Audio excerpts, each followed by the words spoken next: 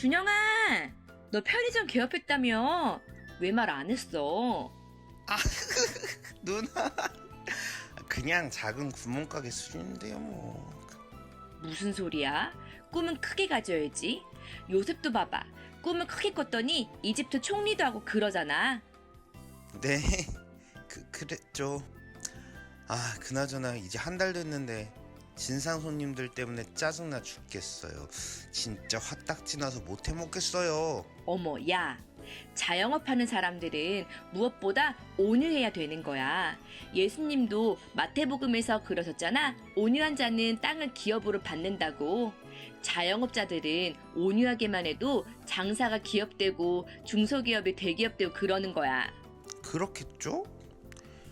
처음에는 사람들한테 친절하게 해보려고도 하고 의욕도 엄청 났는데 막상 해보니 이렇게 조그만 곳에서 뭐가 될까 싶어요. 그래도 비록 지금은 작은 편의점이지만 욥기에서도 나오잖아. 내 시작은 미약하였으나 나중엔 창대하리라. 알지? 아자아자 화이팅! 안 되겠다. 너 주소 불러봐. 네? 서울에고 바로 앞에 있는 지지어스 편의점이에요. 한번 놀러 오세요. 누나, 액자 잘 받았어요. 근데 저희 편의점 있는데 이걸 어디다 날죠?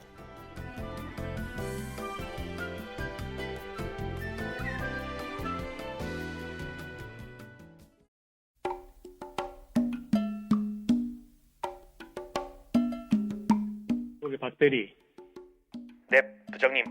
무슨 일 있으신가요? 이번 신년 프로젝트 자네가 맡아서 진행하게. 아, 부장님, 제가 지금 진행하는 프로젝트만 3개인데 혹시 김주임이랑 최대리도 같이 진행하나요? 아니, 박대리 혼자 진행할 거야. 부장님, 제가 진짜 요즘 일이 너무 많아서요. 무조건 안 된다는 말만 하지 말게. 자네 교회 다니지? 네, 교회를 다닌다면 어느 정도 알지 않나? 내게 능력 주시는 자 안에서 내가 모든 것을 할 수 있느니라. 빌립보서 말씀이지. 그때는 말이야, 청년부 회장도 하면서 프로젝트 5개는 맡아가며 회사에서도 실적을 탑을 찍고 그랬어. 그러면서도 새벽 기도, 수요 예배, 금요 예배 다 가고 그랬단 말이지. 이게 다 예배를 가까이 하고 말씀을 가까이 한 덕분에 성공할 수 있었던 거야. 지금도 강남 큰 교회에서 시무장로로 교회를 섬기고 있지만 난 여태껏 한 번도 못한다는 말을 한 적이 없어. 왠지 아나? 항상 말씀을 곁에 두고 끊임없이 읽고 있기 때문이지. 네, 그러셨군요. 근데 제가 요즘 몸이 너무 안 좋아서 퇴근하고 나서도 계속 누워만 있어야 하기도 하고. 그래, 쉴 때 쉬어야지. 그래도 한번 쉬다 보면 자꾸 쉬고 싶고 그러다 보면 자꾸 눕고 싶고 그런 거야. 좀 더 자자, 좀 더 졸자, 좀 더 눕자 하면 빈궁이 강도같이 오고 곰핍이 군사같이 이른다는 말씀을 들어보지 않았나? 힘들 때는 개미를 보면서 지혜를 얻으라고. 개미처럼 열심히 일하다 보면 하늘의 보화가 다 창고에 쌓이는 거야. 저기 부장님, 말씀 감사한데 이번엔 정말 불가능합니다. 기한도 얼마 안 남은 프로젝트를 혼자 진행하는 것은 너무 힘들 것 같습니다. 어허, 이 박대리 그렇게 안 봤는데 주의 말씀을 아직도 잘 모르나 보구만. 디도서 3장 1절에 너는 그들로 하여금 통치자들과 권세 잡은 자들에게 복종하며 순종하라고 되어 있어. 이 말씀대로 내 말에 순종하게. 내가 설사 믿는 형제를 괴롭히는 일을 하겠나? 그럼 그렇게 알고 진행하게.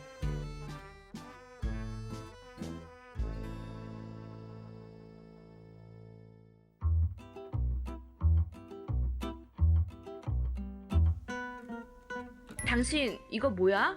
뭐야 지금? 어디 여자가 남자가 하는 일에? 맨날 그놈의 남자. 남자가 벼슬이야? 남자가 벼슬이지. 당신은 교회 건설하면서 그것도 모르나? 디모데전서 2장 11절. 여자는 일체 순종함으로 조용히 배우라. 남편한테 한 번을 순종을 안 해요. 순종은 개코가 순종이야? 남편 같은 짓을 해야 말이지. 아니, 어떻게 1236만 원을 한 번에 카드로 쓸 생각을 해? 다 쓸 때가 있어서 쓴 거지. 뭔 말이 그렇게 많아? 고린도전서에 여자는 잠잠하라는 말이 있는데 틀린 게 하나 없어. 하늘 같은 남편한테 맨날 이래라 저래라. 에이. 하늘? 하늘이 1236만 원을 날로 써버리냐? 진짜 하늘이 무너진 소리하고 앉아있네. 어허. 저번 주 설교에서 남자는 하나님의 형상과 영광이라고 하는 말씀 기억 안 나? 맨날 성경 말씀으로 말 돌리지. 그런데도 아내 사랑하기를 그리스도께서 교회를 사랑하시고 그 교회를 위하여 자신을 주신같이 하라는 말씀 몰라? 아내를 사랑하는데 혼자 1236만 원 써? 됐고 빨리 가서 환불해와. 알았어?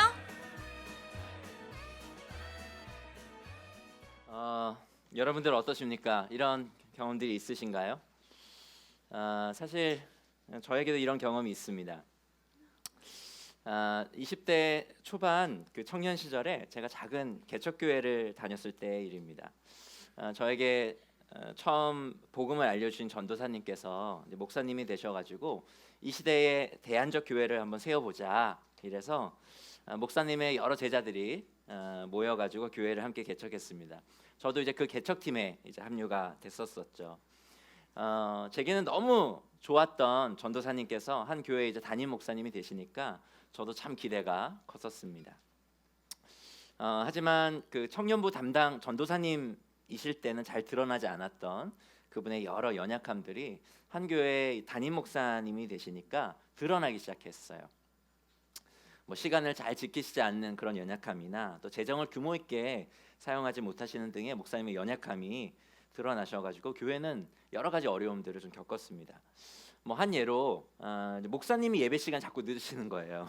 그래가지고 개척교회니까 이제 목사님이 도착하시는 시간이 예배 시작 시간이 되고 또 교회 재정도 이 규모 있게 관리가 잘 안 돼가지고 여러 은행에서 이제 목사님을 찾는 전화가 빗발치고 그 목사님이 전화를 회피하고 그 전화 받지 말라고 그러시고. 근데 저는 이제 20대 때부터 이 목회자나 선교사가 되려고 했었기 때문에 이제 교회 안에서 일어나는 또는 목사님에게 일어나는 이런 여러 가지 문제에 대해서 굉장히 고민이 많이 됐고 나름 심각성을 느꼈습니다. 그래서 고민하고 또 기도하다가 이제 어렵게 목사님께 최대한 예를 갖춰서 몇 가지 문제점에 대해서 말씀드리고 제가 몇 가지 제안을 드린 적이 있었습니다. 근데 그 이후에 이제 목사님께서 이 민수기 12장에 이 모세가 그 이방 여인을 아내로 맞거든요. 근데 그 모세가 이방 여인을 아내로 맞았다는 이유로 이 모세를 비방했던 미리암과 아론이 결국에는 그 악성 피부병에 걸리는 이야기가 나와요.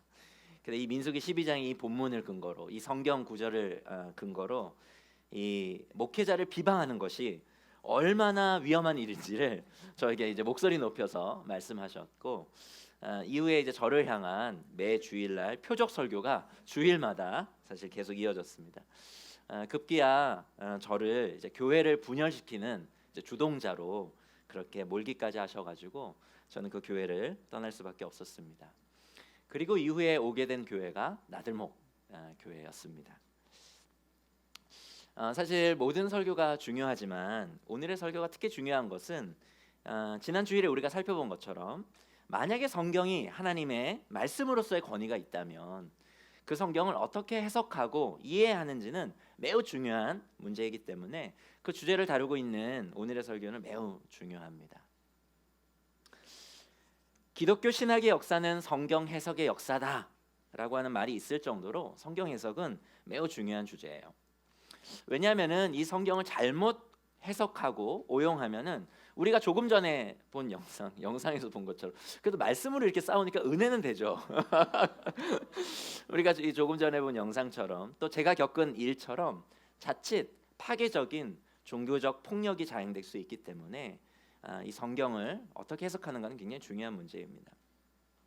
이뿐만 아니라 이 잘못된 성경 해석으로 인해서 역사 속에서는 수많은 이단들이 탄생했고 그로 인해 수많은 사람들은 구원의 길을 이탈하여 하나님 나라에 들어가지 못했을 뿐만 아니라 이 잘못된 성경 해석으로 선동된 사람들로 인해서 사회는 큰 혼란을 겪어왔기 때문에, 역사 속에서는 그런 일들이 너무나 비일비재하게 일어났기 때문에 우리에게 주어진 이 소중한 성경을 우리는 바르게 해석해야 하는 것이죠.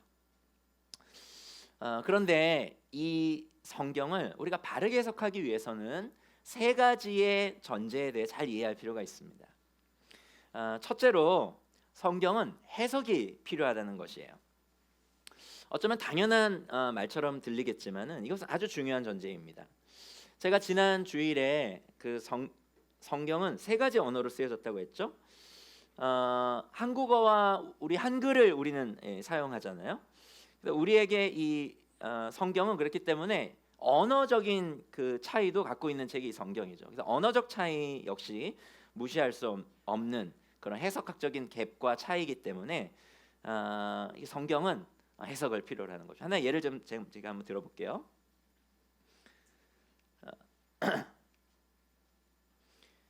우리에게 친숙한 외국어인 영어로 한번 예를 들어보겠습니다. You are pulling my leg라고 하는 이 문장을 한번 직역하면요. 이 문장을 그냥 직역하면 너는 나의 다리를 잡아당기고 있어, 이렇게 직역할 수 있을 것입니다.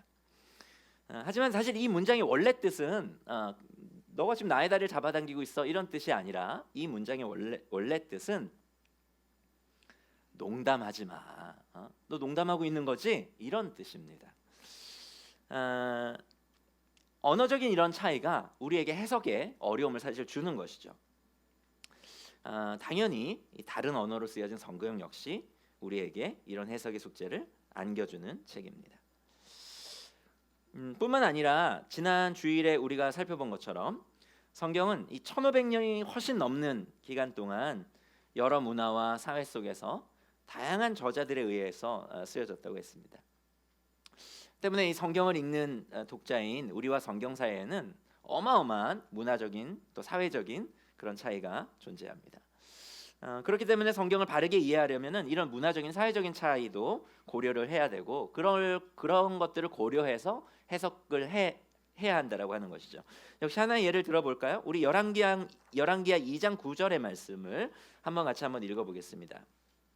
열왕기하 2장 9절의 말씀 한번 다 같이 한번 읽어볼까요?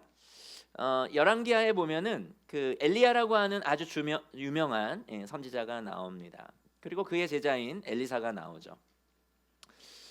그런데 이 열왕기하 2장 9절에서는 우리가 읽은 것처럼 엘리사가 자신의 스승인 엘리야의 능력의 갑절, 즉 2배의 능력을 구하는 구절이 나와요. 그래서 우리는 이 구절을 보면서 엘리사가 스승인 엘리야보다 더 뛰어난 2배의 능력을 원했구나, 이렇게 생각할지 모릅니다.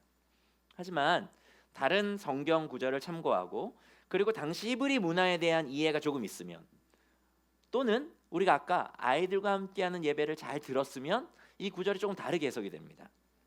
그러니까 신명기 21장 17절에도 잘 기록되어 있는 것처럼 당시의 마다들은, 아까 우리가 그 에서와 야곱에서 마다들 얘기 나왔잖아요. 당시의 마다들은 아버지의 재산 중에 모든 재산의 2배, 두 몫을 상속받게 되어 있습니다. 그러니까 엘리사가 구한 것은요, 2배의 능력이 아니라 장자로서의 상속분을 요구한 것이다, 이렇게 해석할 수 있는 것입니다. 즉 엘리야가 갖고 있었던 영적 장자로서의 그 선지자 직분을 그가 계승받고 싶다라고 하는 그런 의미로 해석될 수 있다라고 하는 것이죠. 이처럼 성경은 이 독자인 우리와 언어적으로도 그리고 문화적으로도 사회적으로도 차이를 갖고 있기 때문에 우리는 이러한 것들을 고려해서 성경을 해석해야 합니다. 성경은 어떤 책이라고요? 해석이 필요한 책이다. 그리고 두 번째 전제는 우리에게 주어진 이 성경은 하나님의 말씀이라고 하는 것입니다. 우리 베드로후서의 말씀과 디모데후서의 말씀을 읽어보겠는데요. 제가 디모데후서 3장 14절에서 17절의 말씀을 읽어보겠습니다. 그러나 그대가 배워서 굳게 믿는 그 진리 안에 머무십시오. 그대는 그것을 누구에게서 배웠는지를 알고 있습니다. 그대는 어려서부터 성경을 알고 있습니다. 성경은 그리스도 예수를 믿는 믿음으로 말미암아 그대에게 구원에 이르는 지혜를 줄 수 있습니다. 모든 성경은 하나님의 영감으로 된 것으로서 교훈과 책망과 바르게 함과 의로 교육하기에 유익합니다. 성경은 하나님의 사람을 유능하게 하고 그에게 온갖 선한 일을 할 수 있게 하는 것입니다. 여러분들이 베드로후서 1장 20절에서 21절 말씀 한번 읽어주시겠습니까? 읽겠습니다. 시작. 여러분이 무엇보다도 먼저 알아야 할 것은 이것입니다. 아무도 성경의 모든 예언을 제멋대로 해석해서는 안 됩니다. 예언은 언제든지 사람의 뜻에서 나온 것이 아니라 사람들이 성령에 이끌려서 하나님께로부터 오는 말씀을 받아서 한 것입니다. 그러니까 우리가 방금 읽은 말씀처럼 성경은 인간과는 다른 차원에 존재하시는 하나님이라고 하는 이 신적인 존재가 자신의 피조물인 인간을 향해 하시고자 하시는 하나님의 말씀을 기록한 책입니다. 그것을 조금 어려운 신학적인 말로 표현을 해본다면은 성경은 하나님께서 자신을 드러내시기 위해서 기록하신 계시입니다. 물론 성경이 많은 인간 저자에 의해서 기록되어졌다는 것을 부인하는 것은 아니에요. 우리가 지난 주일에 살펴본 것처럼 성경은 분명 인간에 의해서 기록된 역사적, 문화적, 종교적인 산물입니다. 성경이 1500년에 걸쳐서 40여 명 그 이상의 사람들의 기록한 책이라 그랬잖아요. 그렇지만 그 배후에는 하나님이 계시고 때문에 성경의 궁극적인 원래 저자, 원저자는 하나님이시라고 할 수 있다라고 하는 것이죠. 성경의 대표적인 인간 저자라고 할 수 있는 아주 중요한 신약 시대의 두 인물인 베드로와 사도 바울이 오늘 우리가 방금 읽었던 이 베드로후서와 디모데후서를 통해서 그렇게 말하고 있는 것입니다. 성경의 궁극적인 저자가 있다고 하는 바로 그 이유 때문에 성경에 적혀진 말씀들은 아무 것이나 의미하지는 않는다라고 하는 것이죠.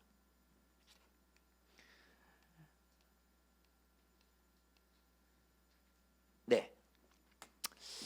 여러분이 이 사진에 제목을 붙이신다면 뭐라고 붙이실 수 있으실까요?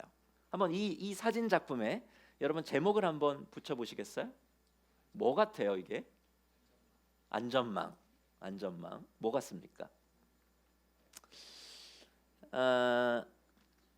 이 사진의 원작자는 저입니다. 이 사진의 원작자인 저는 이 사진의 제목을 성취라고 붙였습니다. 아니 이 초록색 그물망이 어떻게 해서 성취를 뜻하는 사진이 될 수 있을까요? 사실 요즘 제가 그 헬스장을 열심히 다니고 있습니다. 그래서 운동을 하고 있는데요. 근데 이 사진은 제가 몸이 녹초가 되도록 운동을 한 다음에 매트 위에 누워서 그 천장에 여기 그 바로 건너편에 19단지 관리사무소에 그 헬스장이 있거든요.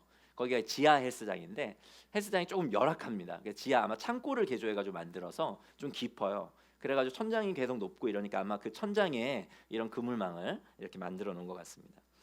그래서 제가 녹초가 되도록 운동한 다음에 매트에 누워가지고 그 제가 늘 보는 그 천장에 이 그물망을 보고 제가 사진을 찍은 거죠. 아 그래, 내가 이렇게 녹초가 될 때까지 내가 운동을 했다라고 하는 저에게는 의미 있는 그런 사진이 되는 것입니다. 때문에 이 사진은 제게 성취를 뜻하는 사진으로 제 사진첩에 보존되어 있습니다. 네, 사진 치워주셔도 됩니다. 어떤 책이든 그 책의 해석에 있어서 저자가 갖는 영향력은 절대적이죠. 이 텍스트에 의미가 있는가라고 하는 아주 두꺼운 해석학적 책을 쓴 케빈 벤후저의 말처럼 이 저자는요 텍스트의 의미를 결정하기도 하고 그리고 그 텍스트, 그 문장, 그 글의 주제와 내용 그리고 문학적 양식 등을 결정하는 가장 중요한 사람이 누구냐면 저자입니다.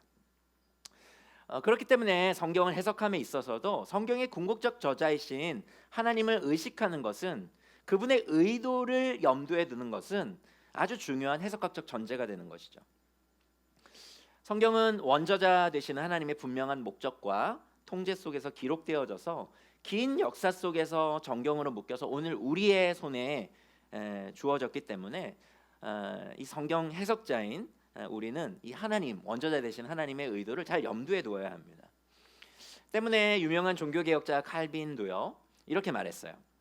해석자가 첫 번째 할 일은 우리 생각에 저자가 그렇게 말해야 한다고 생각하는 바를 그 저자에게 부과시키는 대신에 저자가 자신이 말하고 있는 바를 말하게 하는 데 있다라고 이렇게 말했습니다.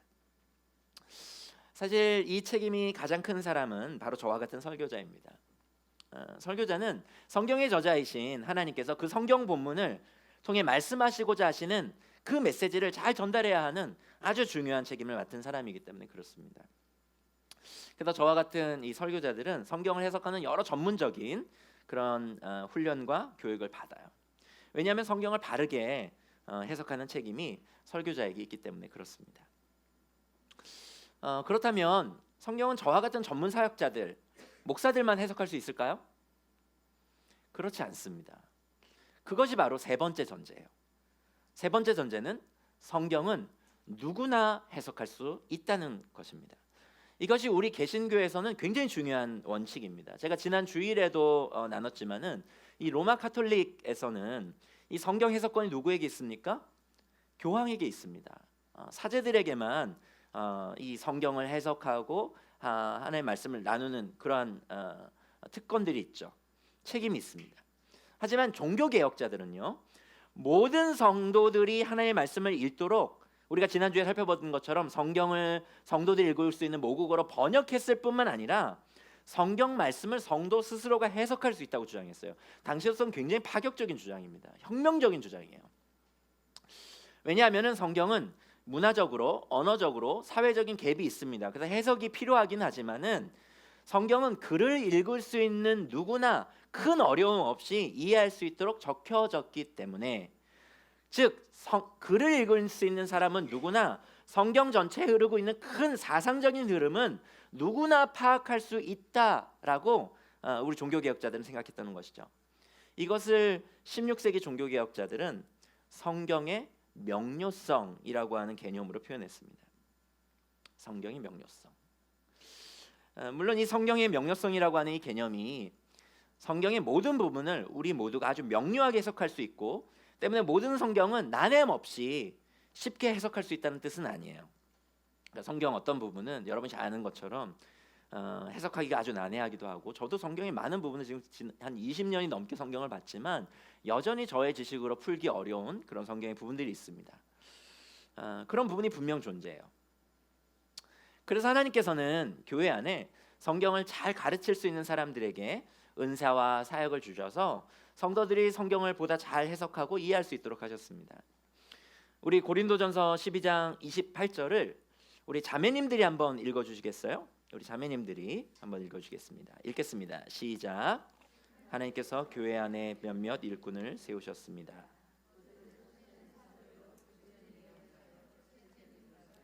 다음은 기적을 행하는 사람이요, 다음은 병 고치는 은사를 받은 사람이요, 남을 도와주는 사람이요, 관리하는 사람이요, 여러 가지 방언을 말하는 사람입니다. 에베소서 4장 11절을 우리 이번에 형제님들께서 한번 읽어주십시오. 읽겠습니다. 시작. 그분이 어떤 사람은 사도로, 어떤 사람은 예언자로, 어떤 사람은 복음 전도자로, 또 어떤 사람은 목사와 교사로 삼으셨습니다. 그리고 이번에는 다 함께 디모데전서 5장 17절 한번 읽어보겠습니다. 읽겠습니다. 시작. 잘 다스리는 장로들은 2배로 존경을 받아야 합니다. 특히 말씀을 전파하는 일과 가르치는 일에 수고하는 장로들은 더욱 그러해야 합니다. 그러니까 우리가 방금 읽은 이 말씀들처럼 초대교회에도 성경을 해석하고 가르치는 전문 사역자들과 지도자들이 있었던 것 같아요. 있었습니다. 그리고 그들은 교회 공동체에 존중과 존경을 받는 그런 리더들이었어요. 이처럼 하나님께서는 이 성경을 잘 해석하고 그것을 가르치는 은사가 있는 사람들을 교회에 두셨지만, 교회에 속한 모든 사람들, 모든 성도들은 성경을 해석할 수 있고 또 바르게 해석하는 것을 배우고 훈련 받아야 될 그런 필요가 있다라고 하는 것이죠. 그래서 우리 모두가 누구나 성경을 해석할 수 있다라고 하는 것입니다. 그렇다면 성경을 바르게 해석하려면 어떻게 해야 될까요? 이 성경 해석에 그 올바른 방법은 있는 것일까? 이런 질문이 당연히 들잖아요. 사실 이 성경 해석학이라고 하는 이 주제는 너무 방대합니다. 제 그 서재에도 성경 해석학에 대한 책들이 굉장히 많아요. 그래서 이번 설교를 준비할 때도 제가 책들을 정말 몇 권을 많이 참고했는데, 사실 이 성경 해석학이라고 하는 주제가 너무 방대하기 때문에 오늘의 설교 한 편으로 담아내는 것은 거의 불가능하기는 하지만, 저는 우리 사랑하는 나들목 동행교회 우리 가족분들에게 또 오늘 예배드리는 여러분들에게 아주 핵심적인 세 가지의 성경 해석 방법을 알려드리려고 합니다. 여러분이 이 세 가지 성경 해석 방법으로 성경을 해석하기만 한다면은 여러분은 성경을 하나님의 의도에 맞게 바르게 해석할 수 있으리라 저는 그렇게 믿어요. 올바른 성경 해석의 첫 번째 방법은 가장 적절하고 자연스러운 원래의 의미로 해석하라는 것입니다. 아니 목사님은 당연한 이야기를 하시고 그러시냐고, 뭐 대단한 방법론을 알려줄 것 같이 그러더니 이렇게 싱거운 이야기를 하시느냐고 그렇게 분명히 생각하시는 분들이 몇 분 계셨을 것입니다. 하지만 그렇지 않습니다. 이 첫 번째 원리 굉장히 중요해요. 단어 하나하나가 매우 중요한 해석적인 원리를 담고 있어요. 가장 적절하고 자연스러운 원래의 의미를 찾는 것은 성경 해석 방법에서 매우 중요한 해석 원리입니다. 그러니까 가장 적절하고 자연스러운 원래의 의미를 해석한다는 것을 다른 말로 하면요, 세 가지의 단어로 설명할 수 있습니다. 그것은 문법적으로, 그리고 문자적으로, 그리고 문맥적으로 해석한다는 뜻입니다. 그러니까 우리가 누군가로부터 편지를 받잖아요. 제가 아까 부장님으로 연기한, 너무 연기가 뛰어나지 않습니까? 부장님, 그죠? 우리 김동지 목자님에게 제가 편지를 보내요. 그러면 김동지 목자님은 그 편지를 어떻게 읽습니까? 문자적으로, 문법적으로, 문맥적으로 읽고 해석하는 것이죠. 우리가 성경을 그렇게 해석해야 된다고 하는 것입니다. 그러니까 즉 성경은 마치 암호화되어 있어서 어떤 특별한 능력을 가진 사람만이 해석할 수 있는 그런 봉인되어 있는 책이 아니라고 하는 것이죠. 물론 성경 해석의 역사 속에서는요, 성경을 비유적으로 해석한 오래된 역사가 있는 것이 사실이에요. 그러니까 비유적, 풍유적으로 해석했던 방법을 알레고리라고 하는데, 여러분 들어보셨어요? 알레고리? 이 알레고리적으로 성경을 해석한 한 예를 제가 한번 보여드리도록 하겠습니다. 여러분들이 잘 아는 말씀일 텐데요. 제가 예전에 우리 한번 설교도 했던 본문이기도 합니다. 누가복음 10장 25절에서 37절까지를 한번 교독하면서 한번 읽어볼까요? 저와 여러분들이. 제가 먼저 읽겠습니다. 어떤 율법 교사가 일어나서 예수를 시험하여 말하였다. 선생님, 내가 무엇을 해야 영생을 얻겠습니까? 예수께서 그에게 말씀하셨다. 율법에 무엇이라고 기록하였으며 너는 그것을 어떻게 읽고 있느냐? 그가 대답하였다. 내 마음을 다하고 내 목숨을 다하고 내 힘을 다하고 내 뜻을 다하여 주 너의 하나님을 사랑하여라 하였고 또 내 이웃을 내 몸과 같이 사랑하여라 하였습니다. 예수께서 그에게 말씀하셨다. 내 대답이 옳다. 그대로 행하여라. 그리하면 살 것이다. 그런데 그 율법 교사는 자기를 옳게 보이고 싶어서 예수께 말하였다. 그러면 내 이웃이 누구입니까? 예수께서 대답하셨다. 어떤 사람이 예루살렘에서 여리고로 내려가다가 강도들을 만났다. 강도들이 그 옷을 벗기고 때려서 거의 죽게 된 채로 내버려 두고 갔다. 마침 어떤 제사장이 그 길로 내려가다가 그 사람을 보고 피하여 지나갔다. 이와 같이 레위 사람도 그곳에 이르러 그 사람을 보고 피하여 지나갔다. 그러나 어떤 사마리아 사람은 길을 가다가 그 사람이 있는 곳에 이르러 그를 보고 측은한 마음이 들어서 가까이 가서 그 상처에 올리브 기름과 포도주를 붓고 싸맨 다음에 자기 짐승에 태워서 여관으로 데리고 가서 돌보아 주었다. 다음 날 그는 2데나리온을 꺼내어서 여관 주인에게 주고 말하기를 이 사람을 돌보아 주십시오. 비용이 더 들면 내가 돌아오는 길에 갚겠습니다 하였다. 너는 이 세 사람 가운데서 누가 강도 만난 사람에게 이웃이 되어 주었냐고 생각하느냐? 그가 대답하였다. 자비를 베푼 사람입니다. 예수께서 그에게 말씀하셨다. 가서 너도 이와 같이 하여라. 이 많은 분들이 아시는 예수님의 선한 사마리아인에 관한 이야기입니다.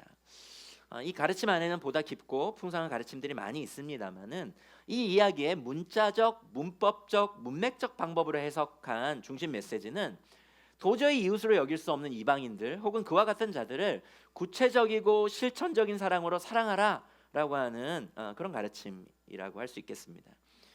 그리고 이 가르침은 당시에 이방인을 혐오하면서 선민의식에 빠져 있었던 당시 유대인들을 향한 예수님의 가르침이기도 했습니다. 그런데 이 이야기를요, 여러분 어거스틴 들어보셨어요? 아우구스티누스라고 하는 기독교의 위대한 지도자는 알레고리적으로 해석했습니다. 한번 들어보시겠어요? 어떻게 해석했는지. 이 강도 만난 사람은 누구를 뜻한다고 봤냐면 아담을 뜻한다고 봤습니다. 그리고 이 강도는요, 마귀들과 그의 추종자들을 상징한다고 본 것이에요. 그리고 강도들이 이 사람을 때려서 거의 죽게 내버려 둔 거는 인간이 죄로 인해 영적으로 거의 죽음의 상태에 놓인 것, 그것을 뜻한다라고 그렇게 해석했습니다. 그리고 강도 만난 자를 지나쳐간 제사장은 뭐라고 아우구스티누스는 봤을까요? 그것은 인간을 궁극적으로 구할 수 없는 율법을 뜻한다, 이렇게 봤고요. 그 다음 레위인은 예언자들을 상징한다고 해석했습니다. 그럼 이 선한 사마리아인은 누구를 뜻한다고 봤을까요? 그렇죠, 예수님을 뜻한다고 봤고요. 그리고 이 선한 사마리아인이 상처를 싸맸던 것은 뭐로 해석했을까요? 예수님께서 인간의 죄를 제거하고 치유하고 회복하는 것으로 그렇게 해석했습니다. 그럼 여관은 뭘로 해석했을까요? 교회로 해석했고요. 그리고 여관 주인은 뭘로 해석했을까요? 사도 바울로 해석했고, 그리고 이 여관 주인에게 준 두 데나리오는 하나님 사랑과 이웃 사랑이라고 하는 두 계명으로 그렇게 해석했습니다. 그리고 선한 사마리아인이 다시 오잖아요. 그 선한 사마리아인이 다시 오는 것은 뭘로 해석했을까요? 그리스도의 부활로 해석했습니다. 놀랍죠? 너무 은혜롭지 않습니까? 아니, 이 성경에 이런 비밀이 있다니, 막 신비롭기까지 하죠. 그러니까 성경 이런 알레고리적인 해석을 들으면 성경은 진짜 신비로운 책으로 느껴지고, 그렇게 놀랍게 해석하는 설교자는 마치 우리와는 다른 영적인 능력을 가진 그런 해석자로, 그런 설교자로 존경심까지 일게 되는 거죠. 제가 만약에 그렇게 설교했다면, 와, 우리가 알지 못하는 이 비밀을 목사님은 알고 계시는구나, 이런 어떤 존경심을 가질 수 있을지 모르겠어요. 물론 우리 동행은 전혀 그렇게 존경하지는 않겠지만 이게 이제 알레고리적인 해석의 방법입니다. 근데 이 알레고리적으로 모든 성경을 해석하려고 하는 시도는 옳지 않는다는 것입니다. 왜냐하면은 이 알레고리적인 해석으로 모든 성경을 해석해 버리면은 성경의 원저자 되시는 하나님의 의도를 심각하게 오해하게 만들 뿐만 아니라 우리 인간의 생각과 뜻, 욕망까지도 투영할 수 있는 것이 알레고리적 해석의 방법이에요. 그러니까 아우구스티누스가 이렇게 해석한다고 해서 성도들이 잘못되지는 않습니다. 왜냐하면은 그 해석의 결과가 그래도 비교적 성경 전체의 맥락과 좀 닿아 있기 때문에 그래요. 그런데 이제 인간이 어떠한 자기의 욕구와 욕망과 뭔가 메시지를 이 성경에 투영해서 사용할 수 있는 그 길을 열어주는 것이 이 알레고리적인 해석의 방법이기 때문에 모든 성경을 이렇게 해석해버리면 굉장히 문제가 많다라고 하는 것입니다. 물론 성경에는 이렇게 알레고리적으로 해석해야 하는 부분도 있어요. 우리가 아까 살펴본 지금 이 누가복음 10장이 선한 사마리아인 이야기도 일부분 알레고리적으로 해석할 수 있는 여지가 조금 있습니다. 특히 이 여러분 아가서 있죠. 아가서 같은 경우는 남녀간의 사랑을 노래한 책이거든요. 여러분 아가서 읽어보면 그 아가서 앞에는 이렇게 19금 붙여야 되면 19금. 그러니까 남녀의 육체적인 사랑도 막 노래하고 있거든요. 거기에 하나님 여호와라고 하는 단어는 한 번밖에 등장하지 않습니다. 그걸 어떻게 우리가 봐야겠어요? 그 아가서를 해석하는 거가 아가서 같은 경우도 이 알레고리적으로 해석할 수 있는 대표적인 성경의 예가 될 것입니다. 물론 아가서 역시도 문자적이고 문법적이고 문맥적으로 해석하는 것을 완전히 배제해서는 안 되겠지만요. 어쨌든 성경 안에는 일부는 그런 알레고리적으로 해석할 수 있는 부분이 일부 있기는 하지만 그런 성경 외에 다른 모든 성경을 이렇게 알레고리적으로 해석해버리면 성경은 해석하는 자의 의도에 따라서 각색되어 버릴 수 있는 위험이 있다고 하는 것이죠. 그리고 거의 모든 성경을 이렇게 알레고리적으로 해석하려고 하는 해석 방법에서 많은 이단들이 탄생했고요. 그리고 역사적 가운데 그런 잘못된 해석으로 사회적인 혼돈들이 많이 일어나기 때문에 성경의 1차적인 건강한 바른 해석 방법은 자연스러운 문자적, 문법적, 문맥적 해석 방법을 사용해야 한다고 하는 것입니다. 또한 우리가 성경을 해석할 때 이 원래의 의미를 잘 찾아야 된다고 했잖아요. 그 원래의 의미라고 하는 것은 그 성경을 처음 받아서 읽었던 최초의 사람들에게 그 성경이 어떤 의미였는지를 파악하는 것입니다. 그러니까 누가복음 10장에서 이 선한 사마리아인의 이야기를 처음 들었던 그 율법 교사에게는 그 이야기가 어떤 의미였는지, 그리고 누가복음을 처음 읽어 들었던 그 누가복음의 그 공동체는 그 이야기를 어떻게 받아들였을지를 파악하는 것이죠. 그리고 나서 그것이 오늘날 우리에게 어떤 의미로 다가오는지를 헤아리는 것이 아주 좋은 해석 방법이라고 하는 것입니다. 그러니까 가장 적절하고 자연스러운 원래의 의미로 해석하는 것은 이처럼 중요하다고 하는 것이에요. 우리가 아까 그 설교 전에 반 영상 한번 떠올릴까요? 여러분 재밌었죠? 그 여러 대화 가운데 여러 성경 구절이 인용되는데 그중 가장 대표적으로 이 교회 누나가 편의점에 선물해준 그 욥기 8장 7절의 성경 말씀. 여러분 우리 모두에게 사실 익숙하잖아요. 내 시작은 미약하였으나 내 나중은 심히 창대하리라, 그죠? 뭐 가정 안에도 걸려 있기도 하고요. 식당과 여러 가게에 걸려 있는 그런 성경 구절이죠. 근데 사실 이 구절은요, 사실 하나님께서 하신 말씀이 아니에요. 여러분 욥기를 읽어보면 욥기 8장을 읽어보면은 욥이 이제 욥이 고난 가운데 있잖아요. 근데 그 고난을 가운데 있는 욥을 향해서 친구들이 너가 이래서 고난 받고 있는 거야. 너가 이래서 고난 받고 있는 거야. 너가 하나님 앞에 잘못한 게 없으면 이렇게 고난 받을 리가 없어라고 욥의 친구들이 와서 욥의 그런 고난에 대해서 여러 가지 평가들을 내리거든요. 그 중에 그런 평가들을 내리다가 그 세 친구 중에 한 명인 빌닷이 그 평가를 내리는 중에 한 말이에요. 이 말은 때문에 이 성경 구절만 딱 떼보면은 뭔가 하나님의 약속 같고 뭔가 좋은 어떤 그 나중에 우리의 미래가 하나님의 복 가운데 창대해질 거다라고 하는 그런 하나님의 약속처럼 들려지지만은 사실은 성경 구절의 전후 맥락들을 살펴보면 이 구절은 그냥 빌닷이 한 말입니다. 물론 성경의 그 인물들이 했던 말을 하나님의 말씀으로 우리가 받기도 하죠. 그러나 그런 어떤 구절 하나를 그냥 딱 떼어내서 전후 문맥을 딱 무시하고 딱 떼어내서 내가 어떤 사용하는 때에 그 성경 구절을 이렇게 사용하는 것은 굉장히 위험한 방식이라고 하는 것이에요. 아까 부장님과의 대화에서 부장님이 박대리에게 프로젝트를 홀로 하라고 강요하면서 못하겠다고 하니까 어떤 성경 구절을 인용해요?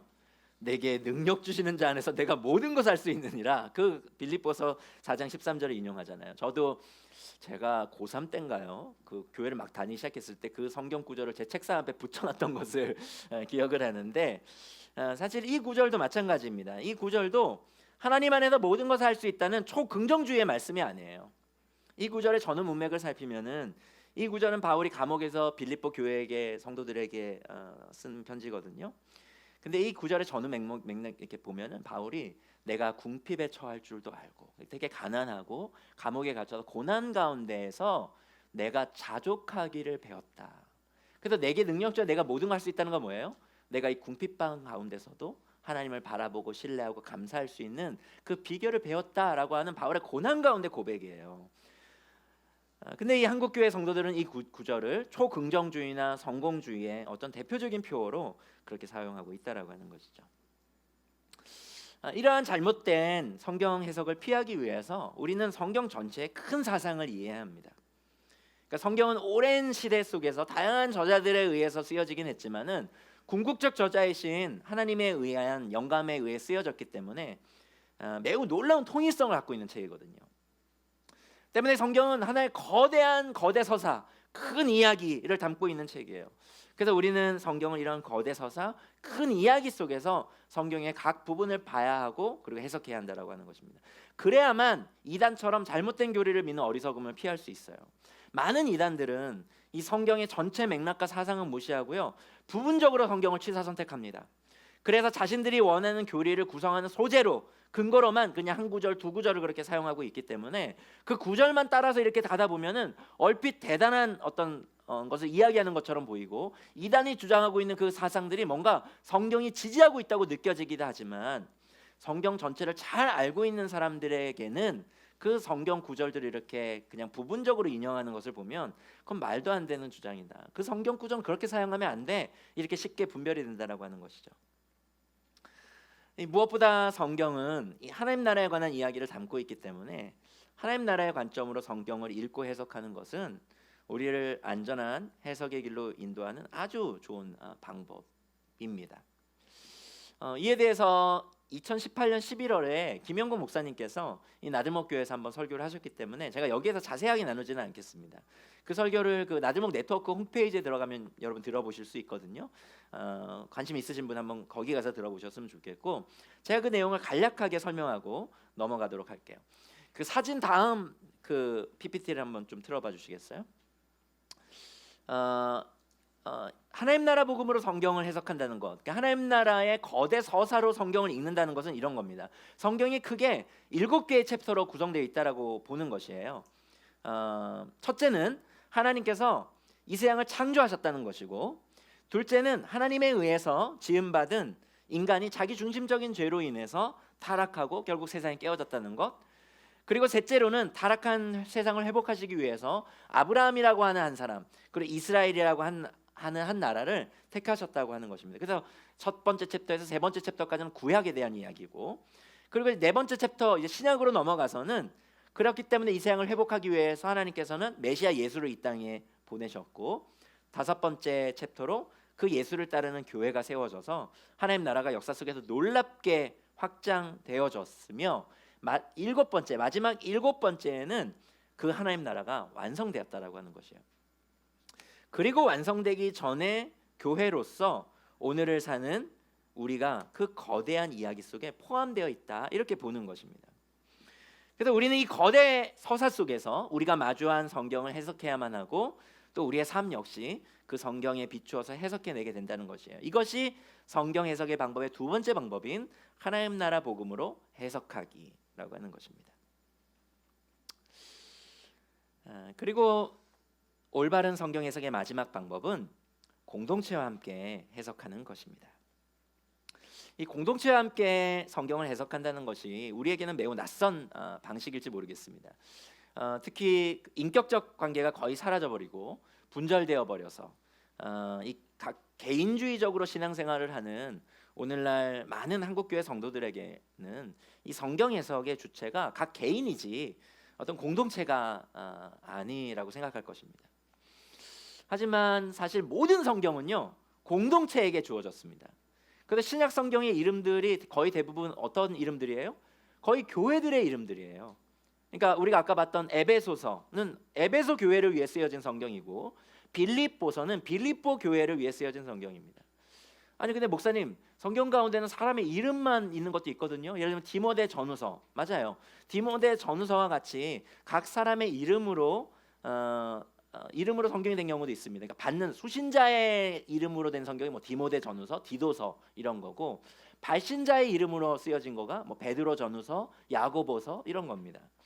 물론 이렇게 각 사람들의 이름으로 성경이 된 경우도 있지만, 그것이 당시 교회들에게 그 각 사람들에게만 전해진 것이 아니라 전해진 이후에 그것이 그 교회의 사람들에게 공동체적으로 그것이 읽혀졌기 때문에 오늘 우리에게까지 그것이 성경으로 전해지고 있다라고 하는 것이에요. 때문에 모든 성경은 공동체를 위해 쓰여지고 주어졌습니다. 당연히 기독교 역사 속에서 성경은 공동체적으로 읽히고 해석되어져 왔다라고 하는 것이에요. 뿐만 아니라 이 공동체적 성경 읽기와 해석하기의 유익은 잘못된 성경 해석을 미리 예방하는 데 큰 유익이 있어요. 또 그것을 잘못되게 내 해석한 것을 교정받는 데도 큰 유익이 있습니다. 여러분, 우리는 사실 보고 싶은 것만을 보는 존재거든요. 저도 제 아내랑 연애할 때 이렇게 뭐 아담과 하와 뭐 이야기라든가 아가서 뭐 이런 것만 보여요. 예. 연애할 때, 그렇죠?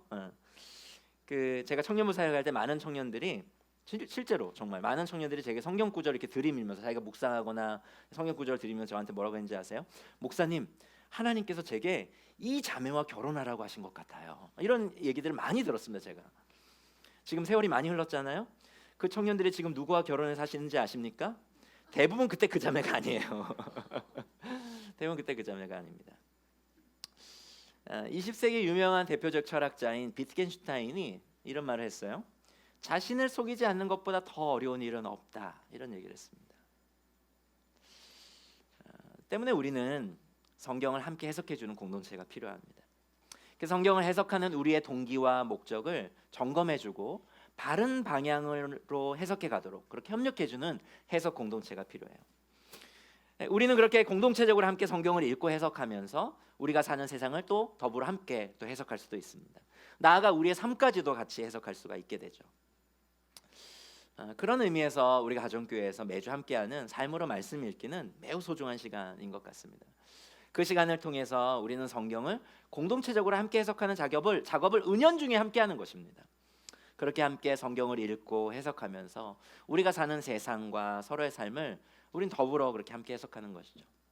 그렇게 하나님의 말씀으로 서로의 쉽지 않은 삶을 하나님의 관점으로 해석해 주면서 힘차게 살아내기를 그렇게 격려하는 공동체가 사실 우리 모두에게는 필요합니다. 이처럼 교회는 하나님의 말씀을 세상에 대언하는 성경 해석의 공동체입니다. 교회가 이 일을 충실히 하지 못할 때 사람들은 진리로부터 소외되고요, 세상은 하나님의 말씀으로 회복될 수 있는 그 길을 잃게 됩니다. 우리 마지막으로 베드로후서 3장 15절에서 16절의 말씀을 조금 두려운 마음으로 같이 한번 읽어볼까요? 읽겠습니다. 시작. 그리고 우리 주님의 오래 참으심이 구원을 위한 것이라고 생각하십시오. 그것은 우리의 사랑하는 형제 바울이 자기가 받은 지혜를 따라서 여러분에게 편지한 바와 같습니다.